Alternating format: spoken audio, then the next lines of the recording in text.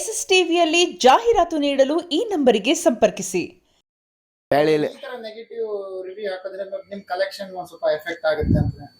ಕಲೆಕ್ಷನ್ಗೆ effect ಆಗುತ್ತೆ. ಇವಾಗ ಏನಂದ್ರೆ ಎಲ್ಲಾ ಜನಗಳು ಚಿಕ್ಕವರಿಂದ ದೊಡ್ಡವ್ರು ಎಲ್ಲರೂ ನೋಡೋದು ರೇಟಿಂಗು. ಆ ಫಿಲಮ್ ಒಂದ್ ವೇಳೆ ಫ್ಲಾಪ್ ಆಗಿದ್ರು ರೇಟಿಂಗ್ ಕೊಡ್ರಿ, ಬೇಕಾದ್ರೆ ಬಂತು ಅಂತಾರೆ ಟಿಕೆಟ್ ನ ಹುಡ್ಕೊಂಡ್ ಬರ್ತಾರೆ. ಅದು ವಾರ 2 ವಾರ ಬಿಟ್ಟು ಹೋಗಿದ್ಮೇಲೆ ಅದು ರೇಟಿಂಗ್ ನೋಡ್ತಾರೆ. ಫಿಲಮ್ ಥಿಯೇಟರ್ ಇಂದ ತೆಗ್ದಾಕಿರ್ತೀವಿ, ಅವಾಗ ಬಂದ್ಬಿಟ್ಟು ಫಿಲಮ್ ರೇಟಿಂಗ್ ಚೆನ್ನಾಗಿದೆಯಲ್ಲ, ಯಾಕೆ ಇಟ್ಟಿಲ್ಲ ನೀವು? ಫಿಲಮ್ ಏನು ಇರಲ್ಲ, ಇಲ್ಲಿ ಬಂದ್ ಕೇಳ್ಕೊಂಡ್ ಹೋಗ್ತಾರೆ ಫಿಲಮ್ ತೆಗ್ದಾಗಿದ್ಮೇಲೆ. ಹಂಗೆ ರೇಟಿಂಗ್ ಕೊಟ್ರೆ ಇದ್ ಮಾಡ್ಕೊಂಡ್ ಬಂದ್ ನೋಡ್ಬೇಕು, ಇಲ್ಲ ಅಂದ್ರೆ ಇಲ್ಲ. ಎಲ್ಲ ಇವಾಗ ಡಿಜಿಟಲ್, ಇವಾಗ ಎಲ್ಲ ಫೋನಲ್ಲಿ ಕೂತ್ಕೊಂಡು ನೋಡ್ಕೊಂಡು ಇದ್ ಮಾಡ್ಕೊಳ್ಳೋ ಬರೋ ಜನಗಳು. ಕೂತ್ಕೊಂಡಲ್ಲೇ ಎಲ್ಲ ನೋಡ್ಬೇಕು, ಕೂತ್ಕೊಂಡಲ್ಲೇ ಎಲ್ಲ ಇದ್ ಮಾಡ್ಕೊಬೇಕು, ಆಮೇಲೆ ಬೇಕಾದ್ರೆ ಬಂದ್ಬಿಡೋಣ. ಮೊದ್ಲಾದ್ರೆ ಪೋಸ್ಟರ್ಗಳು ನೋಡೋರು, ಬೀದಿಲ್ ಪೋಸ್ಟರ್ಗಳು ನೋಡೋರು. ಪೋಸ್ಟರ್ಗಳು ನೋಡ್ಬಿಟ್ಟು ಆಮೇಲೆ ಥಿಯೇಟರ್ ಬಂದು ವಿಚಾರಿಸ್ಕೊಂಡು ಜನ ನೋಡ್ಕೊಂಡು ಅವಾಗ ಹೋಗೋರು. ಇವಾಗ ಹಂಗಲ್ಲ, ಎಲ್ಲ ಆನ್ಲೈನ್ ಬಂದು ಬೆಳೆಯವ್ರಿಗೂ ಬೆಳೆಸ್ತಾ ಇಲ್ಲ, ಇಳೆಯವ್ರಿಗೂ ಇಳಿಸ್ತಾ ಇಲ್ಲ ಅನ್ನೋ ತರ ಆಗ್ಬಿಟ್ಟಿದೆ. 2,000 ಕೋಟಿ ಮಾಡ್ಬೇಕು ಅನ್ನೋಂಥದ್ದಿದೆ. ನಮ್ಗೂ ಅದೇ ಆಸೆ ಇದೆ. 2,000 ಕೋಟಿ ಅಲ್ಲ, 2,100 ಕೋಟಿ ಮಾಡ್ಲಿ. ಸರಿ, ನಾವು ಮಾಡಿದ್ರೆ ನಮ್ ಕನ್ನಡದವ್ರು, ನಮ್ ಹೆಮ್ಮೆ ರಾಕಿಂಗ್ ಸ್ಟಾರ್ ಯಶ್ ಅವ್ರದ್ದು ಕಲೆಕ್ಷನ್ ಹೈ ಕಲೆಕ್ಷನ್ ಆಯ್ತು ಅಂದ್ರೆ ನಮ್ಗೂ ಒಂಥರ ಖುಷಿನೇ, ನಮ್ಮೂರ್ ಮಾಡಿದ್ರು ಅನ್ನೋದು. ಬಟ್ ಜನಗಳು ಮಾಡಕ್ ಬಿಡ್ತಾ ಇಲ್ವಲ್ಲ, ಬರೀ ನೆಗೆಟಿವ್ ರಿವ್ಯೂ, ಹಂಗೆ ಹಿಂಗೆ. ಅವ್ನ ಅವತ್ ಹೇಳ್ದ, ನಾನ್ ಇಲ್ಲಿಗ್ ತಗೊಂಡ್ ಹೋಗ್ತೀನಿ ಅಂತೇಳಿ. ತಗೊಂಡ್ ಹೋಗ್ತೀನಿ ಅಂದ್ರೆ ಅವ್ರ ಅಪ್ಪನ ಮನೆ ಆಸ್ತಿ ಎಲ್ಲ ಹಾಕೊಂಡ್ರು. ಕರ್ನಾಟಕದ ಒಂದ್ ಮರ್ಯಾದೆ, ಕನ್ನಡ ಅಂದ್ರೆ ಏನು ಅಂತ ಗೊತ್ತಿರ್ಲಿಲ್ಲ.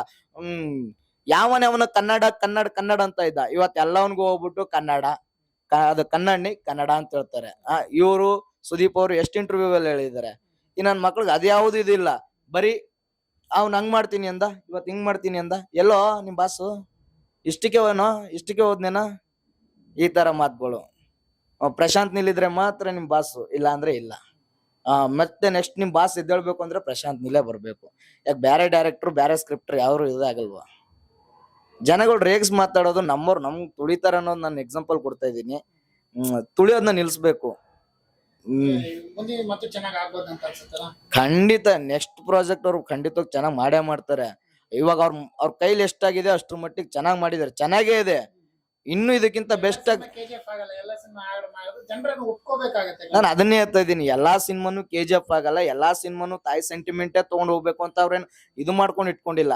ಒಂದೊಂದ್ ಸ್ಕ್ರಿಪ್ಟ್ ಅಲ್ಲಿ ಒಂದೊಂದ್ ತರ ಇರುತ್ತೆ. ಒಂದೊಂದ್ ಇದನ್ನ ನೀವು ಆಕ್ಸೆಪ್ಟ್ ಮಾಡ್ಕೊಂಡು ಮುಂದಕ್ಕೆ ಹೋಗ್ತಾ ಇರ್ಬೇಕು, ಮುಂದಕ್ಕೆ ಮೂವ್ ಆನ್ ಆಗ್ತಾ ಇರ್ಬೇಕು. ಹಂಗಂತ ಹೇಳ್ಬಿಟ್ಟು ನಾನು ಒಂದೇ ನೋಡ್ಬಿಟ್ಟು ಒಂದ್ರಲ್ಲೇ ಇರ್ಕೊಂಡ್ ಬರ್ತೀನಿ. ಅವ್ನ್ ತಾಯಿ ಕ್ಯಾರೆಕ್ಟರ್ ಮಾಡ್ದಂದ್ರೆ ತಾಯಿ ಕ್ಯಾರೆಕ್ಟರ್ ಅಲ್ಲಿ ತಾಯಿ ಸೆಂಟಿಮೆಂಟು, KGF 1 KGF 2 ತಾಯಿ ಸೆಂಟಿಮೆಂಟ್ ಇತ್ತು, ಅದರಿಂದ ಆ ಮಟ್ಟಕ್ಕೆ ಬೆಳ್ದ. ಇವಾಗ ನೋಡಿದ್ರೆ ಇದ್ರಲ್ಲಿ ತಾಯಿ ಸೆಂಟಿಮೆಂಟ್ ಇಲ್ಲ ಅನ್ನಕ್ಕಾಗತ್ತ? ಬೇರೆ ವಿಸಲ್ಸ್ ಇರುತ್ತೆ, ಬೇರೆ ಇದು ಇದೆ. ಇದ್ರಲ್ಲಿ ಅಕ್ಕನ್ ಸೆಂಟಿಮೆಂಟ್ ಇದೆ, ಹೇಳದ್ನಲ್ಲ ಗರ್ಲ್ ಫ್ರೆಂಡ್ ಸೆಂಟಿಮೆಂಟ್ ಇದೆ, ಮಗನ್ ಸೆಂಟಿಮೆಂಟು ಇದೆ. ಅದ್ ನೋಡ್ಬೇಕಲ್ವಾ? ನೋಡ್ದೇನೆ ಸುಮ್ನೆ ಅವ್ರ ಪಾಡಗ ಅವ್ರು ಏನೋ ಮಾತಾಡ್ಕೊಂಡಿದ್ರೆ ಅದು ಸರಿ ಬರುತ್ತಾ? ಬಂದ್ ನೋಡಿ, ಥಿಯೇಟರ್ಗೆ ವಿಸಿಟ್ ಮಾಡಿ ನೋಡಿ. ನಮ್ ಕನ್ನಡದವ್ರ ಸಿನಿಮಾ, ಕನ್ನಡದ ಇದು ನಮ್ಗೊಂದ್ ಹೆಮ್ಮೆ. ನಮ್ ಕನ್ನಡದವ್ರು ಇಷ್ಟು ಮಟ್ಟಿಗೆ ಹಾಲಿವುಡ್ ಮಟ್ಟಿಗೆ ಹೋಗಿದ್ದಾರೆ. ಅಲ್ಲೆಲ್ಲೋ ಜಪಾನಲ್ಲಿ ನಡೀತಾ ಇದೆ ಇಂಟರ್ವ್ಯೂಗಳು, ಅಲ್ಲಿ ಸಖತ್ತಾಗಿದೆ ಅಂತ ಬರುತ್ತೆ. US ಅಲ್ಲಿರೋ ನಮ್ ಕನ್ನಡಿಗರು ಹೇಳ್ತಾ ಇದಾರೆ ಚೆನ್ನಾಗಿದೆ ಮೂವಿ, ಇದಿದೆ ಅಂತ ಹೇಳ್ಬಿಟ್ಟು. ಅವ್ರು ಫಸ್ಟ್ ಡೇ ಇಲ್ಲಿದಕ್ಕಿಂತ ಬೇಗನೆ ರಿಲೀಸ್ ಆಯ್ತಲ್ವಾ, ಅವ್ರುಗಳು ನೋಡ್ಕೊಂಡು ರಿವ್ಯೂಗಳು ಆಗ್ತಾ ಇದಾರೆ, ಚೆನ್ನಾಗಿದೆ ಮೂವಿ ಹಂಗೆ ಹಂಗೆ ಅಂತ ಹೇಳ್ಬಿಟ್ಟು. ಬಟ್ ಇವ್ರುಗಳಿಗೆ ಅರ್ಥ ಆಗ್ತಾ ಇಲ್ಲ ಇಲ್ಲಿ ಏನಂದ್ರೆ, ಈ ತರ ಇದೆ ಮೂವಿ, ಆ ತರ ಇದೆ, ಹಂಗೆ ಹಿಂಗೆ. ಅವ್ನ ಅಷ್ಟು ಕೋಟಿ ಖರ್ಚು ಮಾಡಿದೀನಿ ಅಂತವನೇ, ಇಷ್ಟೇ ಆಗಿರೋದು ಕಲೆಕ್ಷನ್. ಇದು ಕಲೆಕ್ಷನ್ ಬಿಡ್ರಿ, ನಿಮ್ದು ಸೆಕೆಂಡ್ರಿ. ನೀವೇನ್ ಹಾಕಿಲ್ಲ ದುಡ್ಡು, ಸರಿನಾ? ದುಡ್ಡು ಹಾಕ್ದವ್ರು ನೀವಲ್ಲ, ಅವ್ರು ಎತ್ತೋದು ಬಿಡೋದು ಅವ್ರದ್ದು ಸೆಕೆಂಡ್ರಿ. ಲಾಸ್ ಆದ್ರೆ ನಿಮ್ದೇನು ನೋಡ್ಬೇಕಾ ನೋಡಿ, ಬಟ್ ಬೇಡದೇ ಇರೋ ರಿವ್ಯೂಗಳು ಕೊಡ್ಬೇಡಿ. ನೀನ್ ನೋಡಂಗಿದ್ರೆ ನೋಡು, ಇಲ್ಲ ಅಂದ್ರೆ ಬೇಡ, ನೋಡೋದೇ ಬೇಡ.